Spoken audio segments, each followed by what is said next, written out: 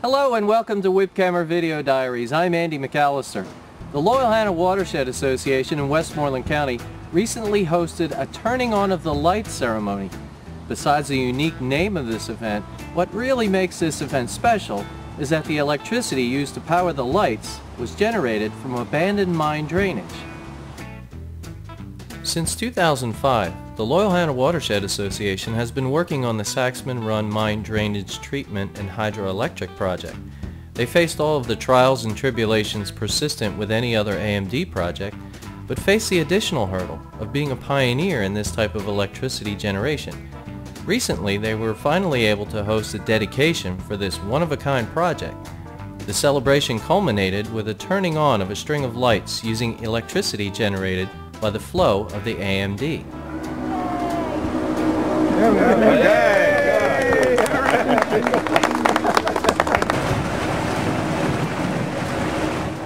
Every agency that we've had to work with, including the Federal Energy Regulatory Commission and DEP and others, have never heard of a project like this using abandoned mine drainage flow to generate electricity.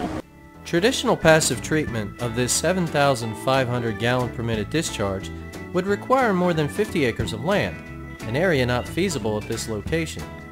The only option available was to pipe the discharge a great distance to the Latrobe wastewater treatment plant, where an alternative treatment system requiring much less land existed.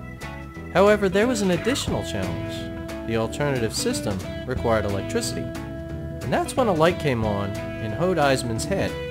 Hode is the project founder and chief problem solver for the project.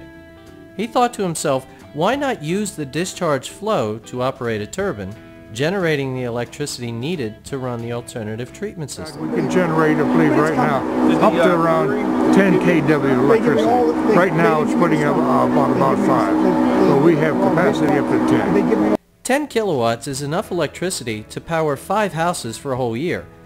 Why go through all this trouble for so little electricity? Hode points out that the amount of electricity generated is not what's so important here. And the idea is simply that this can be done. And perhaps on a larger scale, it'll take place too. With so many abandoned mine drainages throughout our region, systems like this could become commonplace. Fortunately, groups like the Loyalhanna Watershed Association and all of their funders and supporters are lighting the way to a brighter future. This project would not have been possible without Growing Greener funding, energy harvest funding from the State Department of Environmental Protection, in addition to the Office of Surface Mining Watershed Cooperative Agreement Program.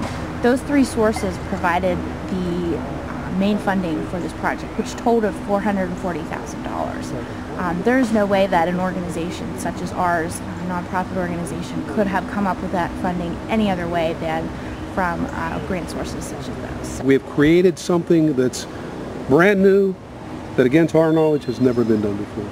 And I think that speaks volumes not only for the watershed, but also for Susan in spearheading the project, and also for the Rich Myers of the world that made it happen.